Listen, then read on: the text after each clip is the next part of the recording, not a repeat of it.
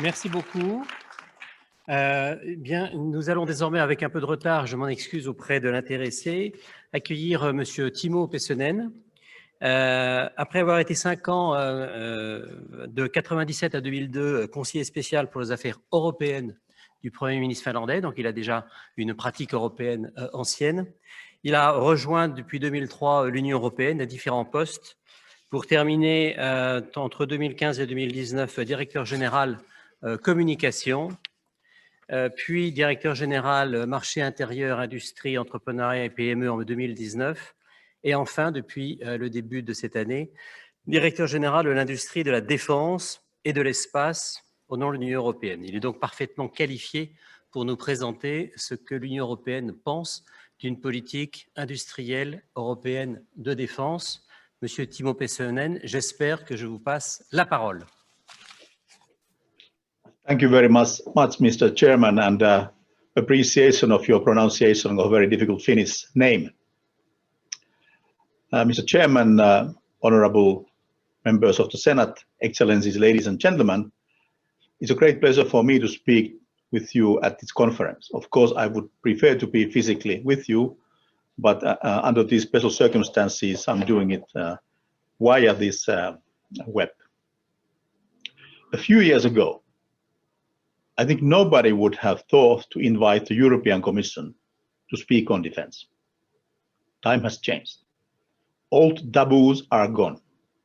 Defense is now a top priority at the level of the European Union. And what is good with the European Commission entering in the game is that we do not only speak about strategic autonomy, we make it happen in a very practical terms. Indeed, my Directorate General, DG Defense, Industry and Space, is entirely devoted to enhancing the resilience of strategic value chains in defense and space, to reducing dependencies on non-EU sources, and to fostering the innovation potential of our space and defense industry. European Union is now better equipped than before. We have, first of all, a clear roadmap under the leadership of Commissioner Thierry Breton. We have a budget of roughly 25 billion euros in support of defense and space.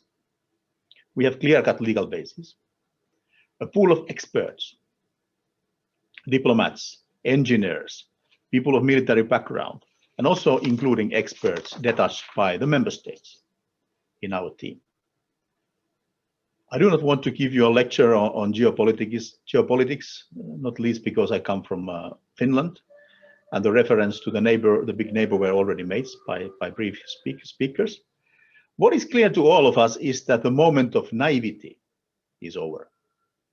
Europe needs to be strong, and to be strong, you need also military capabilities. Today, I want to be very practical.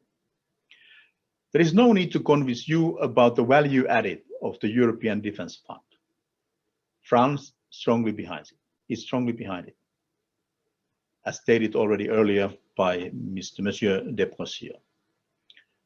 But it's good to explain to you briefly how I see the European Defence Fund drawing on the first lessons of the precursor programs, the pilot programs. First, European Defence Fund is a strategic tool. We should concentrate on projects and technologies that will make a difference in helping member states to develop state-of-art technologies and equipment. For example, we will finance technologies to facilitate the integration of drones into air traffic management, to use Galileo navigation system for defense applications. We will prepare roadmaps for future naval platforms or new architecture for drone swarms. And we will also intend to support substantially two major programs: the next generation of surveillance drone, MALE RPAS, and secure military communication, so-called SOR project. Secondly, European Defence Fund is a powerful tool in support of industrial cooperation. In average, for the EDIDP 2019, the precursory program, we have 14 entities from 7 different member states per each project. Deepening defense cooperation within the European Union will strengthen the European defense industrial and technological base. Funding for cooperative development defense projects will soon become reality for more than 220 companies involved, amongst which more than 80 are SMEs from 24 EU member states, and we are signing the grant agreements in the coming days and the weeks, and then the money will flow to the companies. Thirdly, we have at our disposal a strong driver for innovation with the promotion of new players in supply chains. This is an opportunity to diversify supply chain and to reach out new technologies and processes. With a significant bulk of the funding, up to 8%, is allocated to disruptive technologies. So for the first time, there is a potential also to fund disruptive ideas and technologies.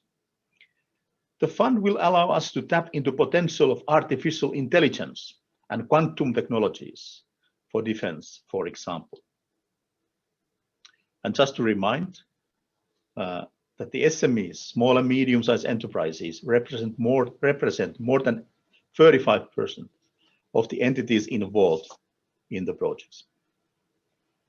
And fourth, we can build on strong and efficient defense governance for the first time. With member states, of course, they are the end users, the key players. With European Defence Agency, an intergovernmental agency under the leadership of High Representative Vice President Josep Borrell, but we are working in a very close partnership with the European Defence Agency. There is no competition between us. There is an interoperability with our teams. And with OCCAR, downstream at implementation level, we will make use of this organization for the management of large-scale and complex programs. And of course, with NATO. All along, we have close cooperation with Camille and his team at all levels. We are ensuring the complementarity of the effort. And it is of vital importance that we address long-standing capability gaps, which are also consistent with NATO priorities. A more capable European Union will be able to take more responsibility and share a greater part of the burden inside the alliance. No competition, cooperation, interoperability, compatibility. Ladies and gentlemen, to implement the European Defence Fund, our guiding principles remain unchanged. First of all, project needs to be of strategic nature. Innovation and industrial excellence are the key words. Competitiveness, as said by Monsieur de Boissieu in the beginning. At the same time, we will continue to be inclusive, to promote cross-border cooperation and involvement of small and medium-sized enterprises in supply chains. This is the best way to make sure that we get the whole innovation potential in Europe to our fund. We have identified 11 clusters in line with the priorities commonly agreed by the member states through the capabilities development plan. And these are consistent with NATO priorities. For instance, our thematic clusters, they include naturally air power,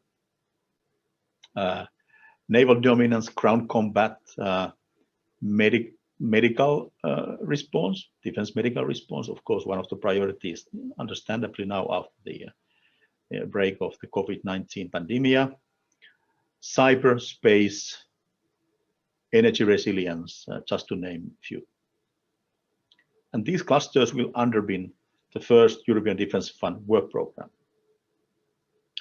We hope to be able to adopt the work program in spring 2021 and to publish the first edition of the calls at the same time. But of course, all pending on the final adoption of the multinational financial framework, of course. European Defence Fund is not as big as I would have wished for. It is still meaningful size, 8 billion, roughly 1 billion a year. So I think we can make a difference. Ladies and gentlemen, to conclude, a few comments. The COVID-19 pandemic showed our vulnerabilities. Some might have said that we have perhaps gone too far in certain economic and strategic dependencies. However, I'm an optimist. It is not all doom and gloom. This is time of opportunity, time to develop more coherent defense priorities and policies, time to achieve some form of technological and strategic sovereignty. We are moving in the right direction, step by step, as the European integration has always proceeded, and in a very pragmatic way. European Defence Fund is a big asset for our military, for our industry, but also for our citizens, to make sure that in fitting the defense budget, the limited resources what we have, we use the taxpayers' money in the most efficient, coherent way.